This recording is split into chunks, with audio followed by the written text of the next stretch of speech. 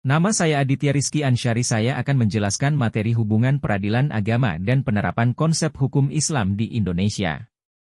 Peradilan agama di Indonesia memiliki peran penting dalam penerapan konsep hukum Islam, terutama dalam hal yang berkaitan dengan urusan pribadi umat Islam seperti perkawinan, warisan, dan zakat. Hubungan antara peradilan agama dan penerapan konsep hukum Islam di Indonesia. Sejarah dan perkembangan. Peradilan agama di Indonesia memiliki sejarah panjang yang berakar sejak masa kerajaan Islam di Nusantara.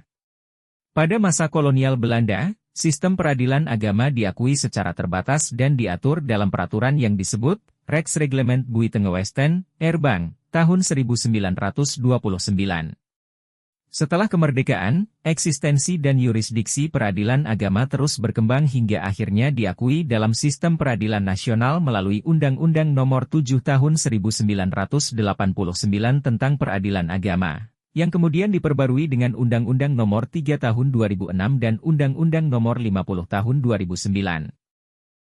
Dasar hukum dan struktur peradilan agama, Undang-Undang. Keberadaan peradilan agama diatur dalam Undang-Undang Nomor 3 Tahun 2006 tentang perubahan atas Undang-Undang Nomor 7 Tahun 1989 tentang Peradilan Agama, yang kemudian disempurnakan dengan Undang-Undang Nomor 50 Tahun 2009. Lingkup kewenangan, peradilan agama memiliki kewenangan mengadili perkara-perkara yang berhubungan dengan pernikahan, perceraian, warisan, hibah, wakaf, zakat, infak, dan syadakah di kalangan umat Islam. Penerapan hukum Islam, hukum keluarga Islam, peradilan agama memainkan peran penting dalam penerapan hukum keluarga Islam. Misalnya, dalam kasus-kasus pernikahan dan perceraian, peradilan agama menerapkan ketentuan-ketentuan yang diatur dalam kompilasi hukum Islam, KAI.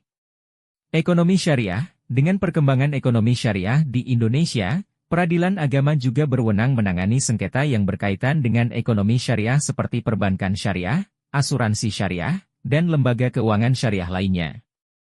Sekian, terima kasih.